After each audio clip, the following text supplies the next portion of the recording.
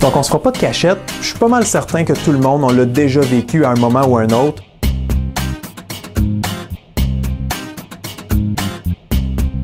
Vous savez, le moment important à l'intérieur d'un match où c'est à vous à exécuter le jeu, où le sort de la partie dépend pratiquement de vous. Et là, vous commencez à vous questionner et vous dire « Qu'est-ce qui arrive si je manque mon coup? Qu'est-ce que mes coéquipiers vont dire si je ne réussis pas à exécuter?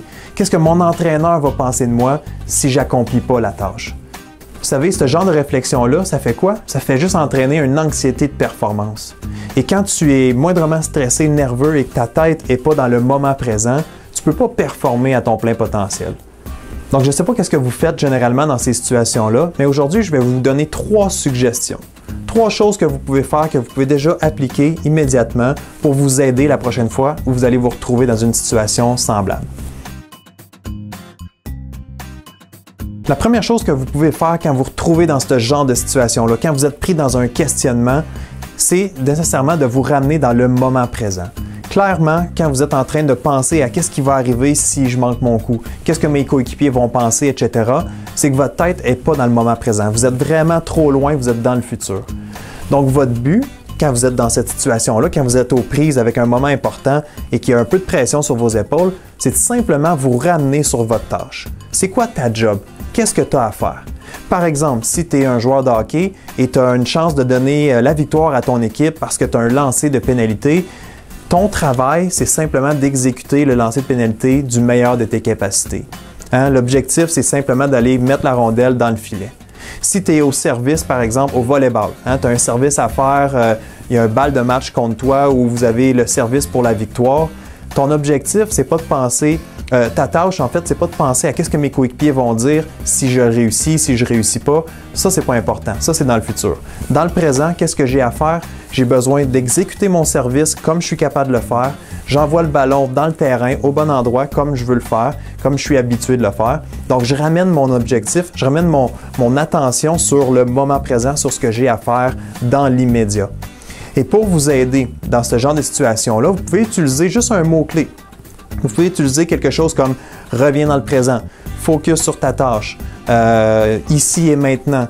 Donc, ce genre de mots-là, ce genre de mot ancrage-là peut vous aider à revenir dans le présent, à refocuser sur votre tâche à accomplir et ainsi vous empêcher de trop réfléchir, de trop vous questionner et d'envisager qu'est-ce qui pourrait arriver dans le futur.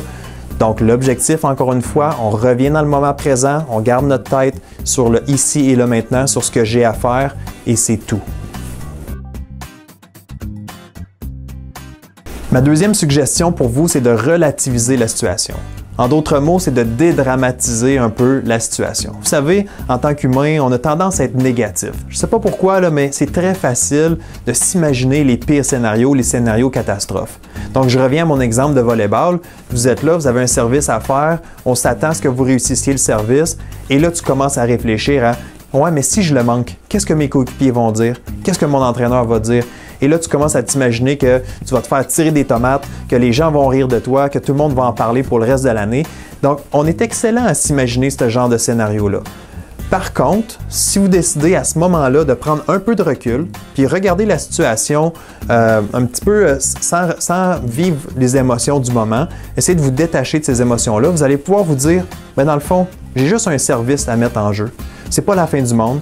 Et même si je le manque, on est dans un sport d'équipe, donc ça ne dépend pas juste de moi si on remporte ou on perd la partie. Donc, je dois revenir encore une fois à faire ma job, faire mon travail, c'est tout ce qui compte. Donc, je vais arrêter de me faire des histoires, des scénarios catastrophes et je vais juste exécuter mon service. Donc, c'est un peu ça quand je dis de relativiser la situation, de prendre un peu de recul, d'avoir un regard un petit peu plus objectif sur la situation pour vous aider à exécuter ce que vous avez à faire. Finalement, ma troisième suggestion pour vous, c'est simplement de vous faire confiance et de lâcher prise. Vous faire confiance, c'est quoi? Ça veut dire ce genre de service-là, vous l'avez fait des centaines de fois, donc il n'y a aucune raison que vous ne soyez pas capable de le faire à ce moment-là, même si c'est un moment important du match. Même chose si vous êtes au hockey, vous avez une opportunité, vous l'avez fait, vous l'avez pratiqué. Au tennis, c'est la même chose. Donc, faites-vous confiance. Regardez un peu c'est quoi les atouts, les qualités que vous avez. Basez-vous là, sur ce que vous avez en vous, sur vos forces pour vraiment vous sentir que vous pouvez exécuter ce geste-là au moment où c'est important. Et lâcher prise, ça veut dire quoi? Ça veut dire arrêtez de vous en faire pour l'opinion des autres. Hein? C'est pas important ce que les autres pensent. Arrêtez de vivre dans le regard des autres. Okay? Pensez à vous, revenez sur ce que vous avez à faire. Je reviens encore sur l'idée de la confiance. Vous avez des qualités, des atouts. Livrez, faites ce que vous êtes capable de faire à ce moment-là et arrêtez de vous casser la tête avec ce que les autres pensent. Donc, j'espère que vous appréciez ces 3 stratégies et que vous allez pouvoir les utiliser dans les moments importants. Encore une fois, c'est normal, ça arrive à tout le monde d'avoir un certain doute, de se questionner, mais si vous utilisez 1, 2 ou peut-être les 3 stratégies que je vous ai présentées, donc de revenir dans le moment présent, de dédramatiser la situation et ensuite de vous faire confiance et de lâcher prise, je suis convaincu que vous allez réussir à faire quelque chose de bien et que vous allez surmonter ce moment ou ce petit obstacle-là. Donc, je vous invite à le mettre en pratique et bon succès.